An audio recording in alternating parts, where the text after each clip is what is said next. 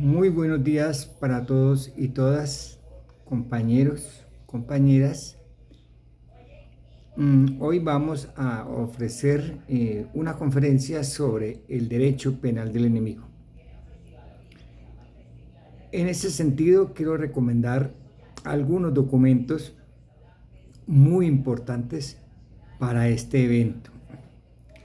El primero de ellos es el libro Guerra y Derecho Penal del Enemigo, reflexión crítica sobre el eficientismo penal del enemigo, del maestro Alejandro Aponte Cardona, colombiano. Un segundo documento es el libro 50 años del derecho penal del enemigo, ¿hasta cuándo?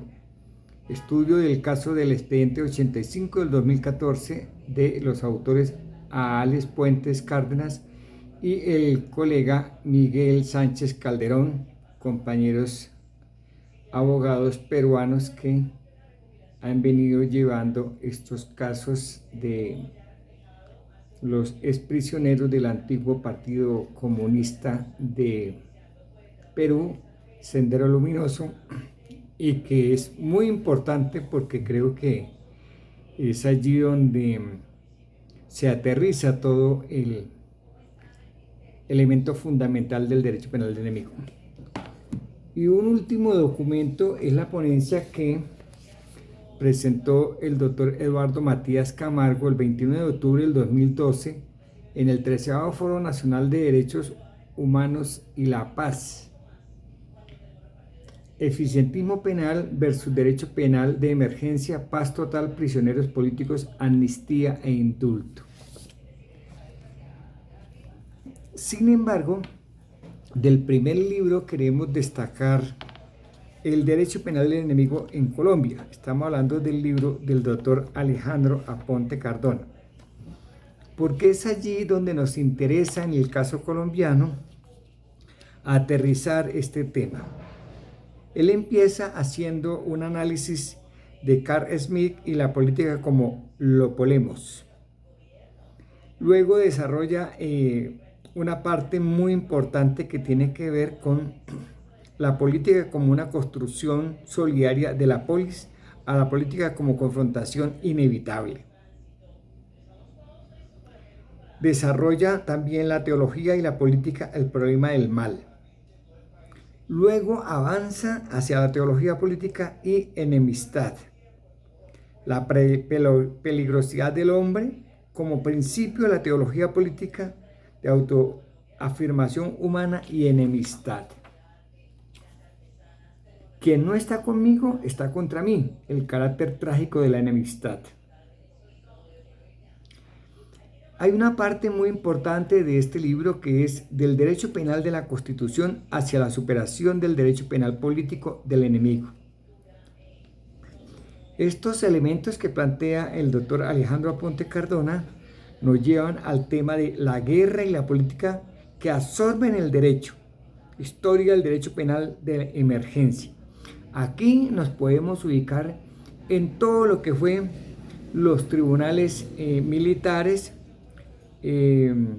los decretos que se expidieron para esa época, más de 300 decretos, el gobierno de Turbay Ayala con su política del estatuto antiterrorista, lo que tiene que ver con la seguridad democrática como un planteamiento a nivel de América Latina por parte de los Estados Unidos, cuidando su patio trasero que ellos consideran que es América Latina.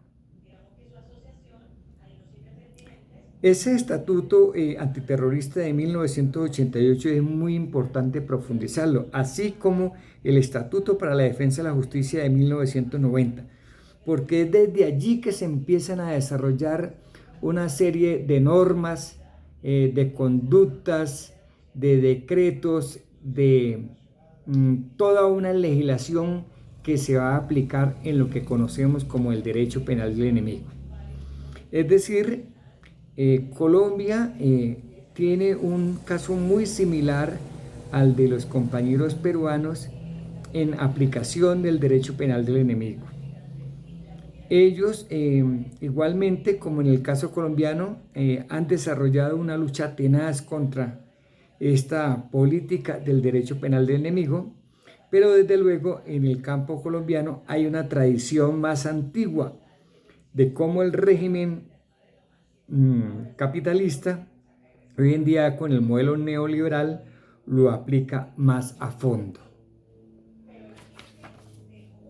Luego desarrollamos una parte que tiene que ver con las formas de manifestación del derecho penal político del enemigo. Aquí veremos, por ejemplo, la violencia del Estado en el derecho moderno. Esta parte la podemos sintetizar en lo que han sido, por ejemplo, los paros cívicos de 1977, el estallido social del 19, del 20, el 21, incluido el 22, y toda una serie de legislación que en este caso busca precisamente controlar, tipificar el pensamiento crítico, el derecho a la protesta social como actos criminales, como actos terroristas, como actos que van contra la propiedad privada y que en el caso, por ejemplo, de las primeras líneas han sido judicializados con cargos de hasta 9 conductas o delitos que se le han imputado a estos compañeros y compañeras en los procesos que aún no terminan, están ahí en curso.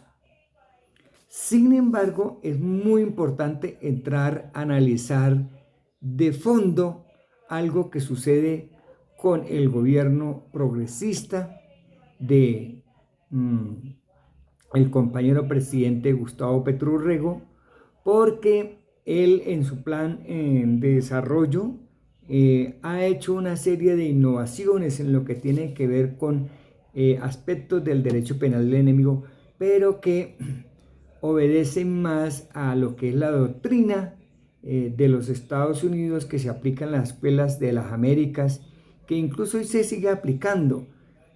Casos, por ejemplo, como el de asesoramiento de Israel, de la Gran Bretaña, en adoctrinar, formar terroristas que se dan en el caso de el paramilitarismo para desarrollar lo que conoceremos como el terrorismo de Estado. Es decir, el derecho penal de enemigo llega a ese límite de desarrollar una política de terrorismo de Estado que es muy peligrosa en el caso colombiano, porque conocemos, por ejemplo, la aparición del paramilitarismo como las cooperativas y van a desarrollar una lucha mortal contra supuestamente la guerrilla, pero no es así. Esa lucha fundamentalmente contra la población civil desarmada, las masacres, las desapariciones, los confinamientos y toda una serie de conductas precisamente que están dentro del derecho internacional humanitario y que nos concitan precisamente el interés en este eje fundamental que es el derecho penal del enemigo. Sin embargo, creeríamos que hay otras formas de manifestación del derecho penal eficientista al enemigo, que es la criminalización de los problemas sociales, económicos y políticos. Es lo que acabamos de decir, es decir, cómo el Estado, el modelo económico neoliberal capitalista, a través de una serie de normas y de conductas, busca controlar todo lo que es los problemas sociales, los problemas económicos y políticos. Por ejemplo, en el caso de Duque, lo que fue la reforma tributaria, ¿sí? Y en el aspecto político, pues ya en el caso de la presidencia del compañero Gustavo Petro, como a través de la Ley Quinta de 1992, que es el reglamento interno del Congreso, se desarrolla una serie de triquiñuelas, de jugaditas, se conocen precisamente para no permitir que pasen las reformas sociales y tratar de mantener los privilegios de los grandes industriales, de las grandes empresas, a través de esa política del derecho penal del enemigo. Es decir, este gobierno progresista ha tratado de controlar, ¿sí?, el derecho penal del enemigo Uno, por ejemplo, cuando el presidente dice, les ordeno porque yo soy el comandante en jefe de las fuerzas militares de Colombia, que no alcen las armas contra el pueblo. Eso es una decisión muy importante de cómo se puede hacer controles al derecho penal del enemigo. Pero es que el problema fundamental es una doctrina. Muchas de las sentencias de la Corte Interamericana llaman precisamente a que en las fuerzas militares, en la Policía Nacional, se introduzcan unos pensum de derechos humanos, de derecho internacional humanitario para los funcionarios que desarrollan políticas precisamente en lo que tiene que ver con protección de la vida, la integridad de las personas, de los ciudadanos colombianos. Pero existe esa doctrina norteamericana de el enemigo interno, y es allí donde la policía, el ejército, los organismos de inteligencia y contrainteligencia han desarrollado toda una política precisamente que busca, ¿sí?, controlar a la población a través de esas medidas sociales, económicas y políticas. Hay una tercera forma de manifestación del derecho penal del enemigo que tiene que ver con la militarización de la función pública. Esta sí que es muy importante, que tiene que ver no solamente en el caso nuestro con la militarización, sino ya como diariamente nos damos cuenta que el neoparamilitarismo sigue controlando aspectos como la de la salud, aspectos como el PAE, y que es desde allí, desde ese estatuto de seguridad, que se aplica el derecho penal del enemigo. Esa militarización de la función judicial también que se da, que tiene que ver con que no hay una neutralidad estatal. Llegamos a esa situación tan compleja que tiene que ver con la autoridad que funda y que materializa el derecho. No es posible que en el caso de la policía SMAT frente a la protesta social se haga ese ejercicio de la defensa del derecho a la protesta como un derecho constitucional fundamental. Todo lo contrario, el SMAT es responsable, lo han dicho los organismos internacionales, de las graves violaciones a los derechos humanos que se cometieron en el estallido social. Caso, por ejemplo, de las lesiones oculares. Más de 80 jóvenes perdieron uno de sus ojos en esas confrontaciones, donde se manifestó que se estaban utilizando armas letales contra los manifestantes que salieron a la protesta del estallido social. Pero también en lo que tiene que ver cómo utilizan estos agentes en los procesos judiciales para precisamente indilgar esa serie de conductas contra los jóvenes que aún llevan procesos ante la Fiscalía. Sin embargo, se ha tratado, por ejemplo, de que esos procesos se redireccionen hacia la Unidad Especializada de Derechos Humanos de la Fiscalía General de la Nación. Esta fiscal nueva, por ejemplo, sacó un protocolo o una resolución o un memorando dirigido precisamente a los fiscales para que moderen la tipificación de esas conductas en los casos de la protesta social. Porque todos sabemos que lo que sucedió desde el punto de vista de conducta penal en el estallido social fueron azonadas que se dieron sistemáticamente a nivel de 1 o 2 meses y que buscaban eso precisamente como un delito político, el de azonada. Por eso la mayoría de las primeras líneas hoy se declaran como presos políticos. Y ahí es donde tenemos un dilema con el primer tema. ¿Existe una política pública frente a el delito político? ¿O es ocasionalmente que desarrollamos una solidaridad con los presos políticos? Esa pregunta pues tenemos que hacérnosla. ¿Es los presos políticos un frente de masas donde precisamente el próximo año los alcaldes son los que van a tener el control de las cárceles y lo que tiene que ver con la alimentación y demás situaciones con las personas privadas de la libertad? Esta parte sí que es importante tenerla en cuenta. Estamos terminando dentro de los 15 minutos que se nos ha otorgado Y creería yo que tenemos que ver lo que plantea la Constitución Política del 91 y el derecho penal. Acaba precisamente de pasar una reforma al sistema judicial, especialmente al Código Penal y el Código de Procedimiento Penal, donde una serie de conductas muy graves van a tener una serie de beneficios en lo que tiene que ver con la extorsión, con el terrorismo y otros delitos, precisamente buscando descongestionar el sistema judicial y dando una serie de beneficios hasta el 25% para personas que se acojan, por ejemplo, a un principio de oportunidad o a un acuerdo con la fiscalía o reparación integral a las víctimas. Eso, de alguna manera, creo yo que este gobierno de Gustavo Petro lo que busca es neutralizar algunas figuras del derecho penal de enemigo que están dentro del ordenamiento nuestro, por ejemplo, en lo que tiene que ver con los grupos armados no organizados, porque a raíz del acuerdo de paz de La Habana entre la FARC-EP y el Estado colombiano, pareciera ser que el delito de rebelión desapareció, pero eso no es cierto, porque eso está, digamos, dentro del derecho internacional humanitario, dentro de la Declaración de las Naciones Unidas, ¿sí? El principio fundamental de la rebelión. Siempre va a haber presos políticos.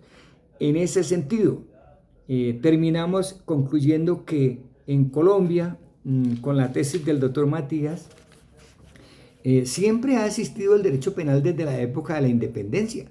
Simón Bolívar, por ejemplo, declaró la guerra a muerte precisamente contra el imperio español, dada que querían reconquistar estas tierras, y es allí donde vemos cómo precisamente se puede confrontar, ¿sí?, al enemigo de una manera, digamos, en este caso, yo concluiría ahí, el progresismo, los gobiernos de América Latina, que hoy en día se hay como una nueva primavera, tienen la posibilidad de desarrollar una serie de alternativas. Por ejemplo, pensamos, ¿por qué no hay, por ejemplo, en el caso colombiano y latinoamericano, legislaciones que apunten precisamente de una manera conjunta? Lo ha propuesto el presidente Gustavo Petro, a buscar salidas precisamente a posibilidades de golpes militares o posibilidades, digamos, de ascenso de sectores de ultraderecha fascista.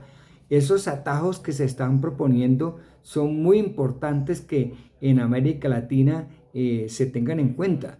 No vaya a que pase lo que les sucedió a los compañeros argentinos o a los compañeros salvadoreños, incluso a los mismos brasileños. Creería yo que el derecho penal de enemigo hoy está vivito y coleando, y debemos abrir los ojos frente a lo que es la inteligencia artificial. Prácticamente no se necesitaría en un futuro inmediato toda una legislación escrita que esté en los códigos, sino que ya precisamente a través de inteligencia artificial los jueces, los magistrados, los fiscales podrán o bien decir si una persona es un terrorista o no es un terrorista, o estigmatizarlo o señalarlo. Esa inteligencia artificial debe tener una ley, como lo ha planteado el presidente, para regularizarla, o si no, el derecho penal del enemigo va a tener mucha incidencia en la inteligencia artificial. Hasta aquí les dejo pues la conferencia. Me cedí 3 minutos.